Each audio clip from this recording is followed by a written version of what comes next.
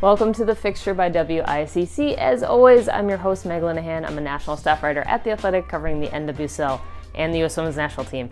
So, the U.S. Women's National Team put up a pair of 4-0 victories over Mexico in the send-off series, and Tobin Heath made her return to the squad before the Olympics. Very memorable one. The Courage kept winning, and we had some real weather across all of women's soccer here in the U.S., plus a whole ton of news across the league. Let's get right to it. Two very different weather experiences at Pratt & Whitney Stadium in East Hartford, Connecticut for the two final matches stateside for the U.S. Women's National Team. Let's start with what turned out to be a truly epic rain game last Thursday. The Mewis sisters got the start and got the first sister-to-sister goal in U.S. Women's National Team history. Christy set up Sam for the finish, and then they went for the full mid-air chest bump to celebrate. Right now, it would not be a national team segment if I did not mention Kristen Press. On Thursday, she scored a brace in the win with one in the first half off an assist from Megan Rapinoe and one to close it out late in the second, finishing off a nice ball in from Tierna Davidson.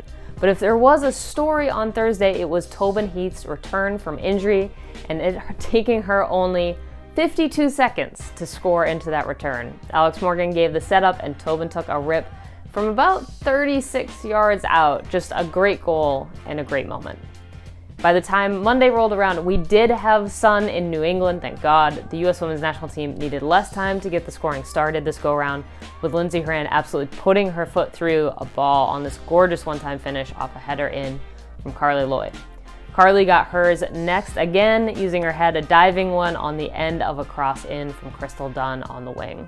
Now, right after Carly Lloyd's goal, the U.S. Women's National Team scored what might have been their most beautiful team goal of the year, perhaps Vlatko Andonovski's entire tenure so far as head coach. Just beautiful build-up, one-touch ball, with Kristen Press getting on the end of it and scoring, except the goal was waved off. More on that in a minute, but just the general thought at the time was that there was a very incorrect offside flag up.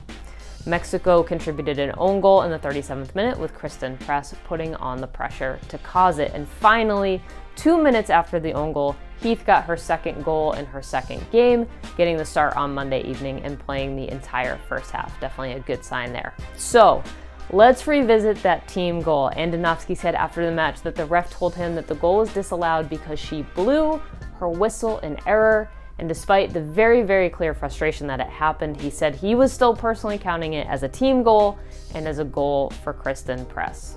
I cannot believe it happened because I thought that was the most beautiful goal that we scored as a team. I mean, it was a perfect display of what we were trying to do, what we've been working towards, and how we want this team to look going forward.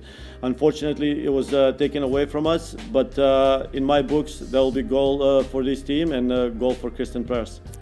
Tokyo is up next. We'll, of course, have everything you need to prepare for the Olympic Games here on the Fixture before they start.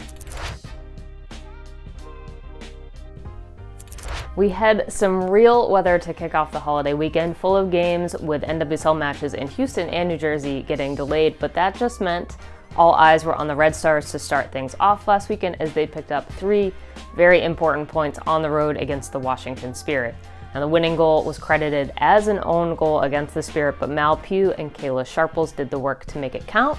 There was another potential goal from Kealia Watt that was waved off for not fully crossing the line, but that one earned some real discussions on social media despite the lack of a truly definitive camera angle. Hurled in swinger, back post, saved by Bledsoe, still alive, and now it's in. Red Stars open up the scoring.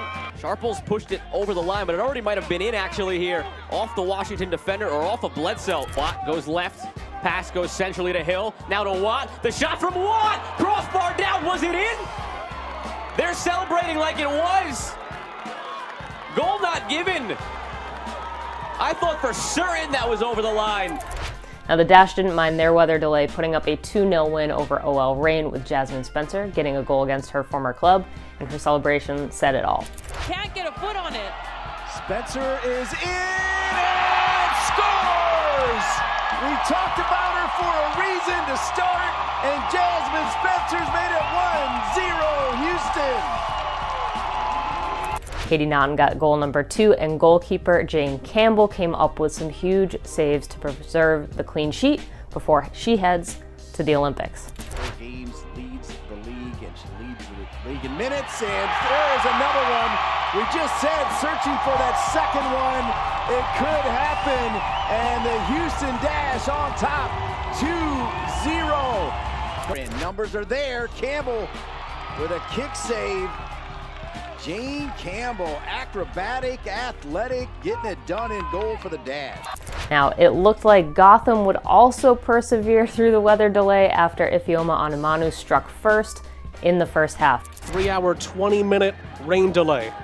Gotham with a chance here. Oh, wonderfully done. Onumonu with a splendid finish. But Mariana Larroquette scored an absolute banger for Kansas City to equalize, and then Nicole Barnhart pulled off an incredible double save to earn the point on the road. Seriously, it was very late at night. I was very tired, and I was absolutely screaming at the television for that one.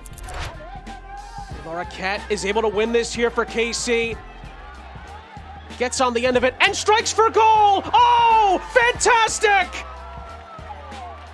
Mariana Larroquette, out of absolutely nothing, equalizes for Kansas City. And it's anyone's game with just over 7 minutes to go. Incredible. Pinto's header on for a chance for Long, and Barnhart able to get it. It falls for Lee, and a magnificent save by Barnhart again.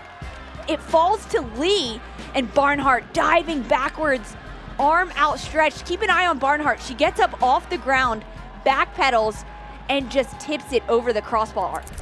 On Saturday, Portland picked up another 3 points on the road against Louisville, with Raquel Rodriguez converting a PK in the first half, then Simone Charlie securing the win with her head in the 52nd minute. Emily Menges picked up her first NWSL assist on the goal. Flipped around to Menges. Looking for Charlie. Simone Charlie's header is picture perfect.